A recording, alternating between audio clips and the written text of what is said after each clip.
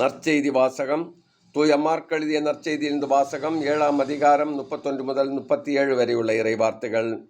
இயேசு தீர்ப்பகுதியை விட்டு சீதோன் வழியாக சென்று தெக்கப்பொலி பகுதி நடுவே வந்து கலிலேயா கடலை அடைந்தார்.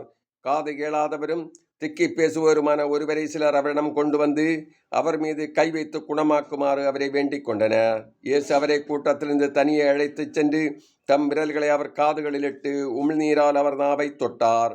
பிறகு வானத்தை அண்ணாந்து பார்த்து பெருமூச்சு விட்டு அவரை நோக்கி எப்பத்தா, அதாவது திறக்கப்படு என்றார். உடனே அவருடைய காதுகள் திறக்கப்பட்டன, நாவும் கட்டவிழ்ந்தது. அவர் தெளிவாக பேசினார். இதை எவருக்கும் சொல்ல வேண்டாம் என்று அவர்களுக்கு அவர் கட்டளையிட்டார். அவரது கட்டளைக்கு நேர்மையராக இன்னும் மிகுதியாய் அவர்கள் அதை அறிவித்து வந்தார்கள். அவர்கள் அளவு கடந்த வியப்பில் ஆழ்ந்தவர்களாய், இவர் எத்துணை நன்றாக யாவற்றையும் செய்து வருகிறார், காது கேளாதோர் கேட்கவும் பேச்சற்றோர் பேசவும் செய்கிறாரே என்று பேசிக்கொண்டார்கள். இது கிறிஸ்து வழங்கும் நற்செய்தி. கிறிஸ்துவே உமக்கு புகழ்.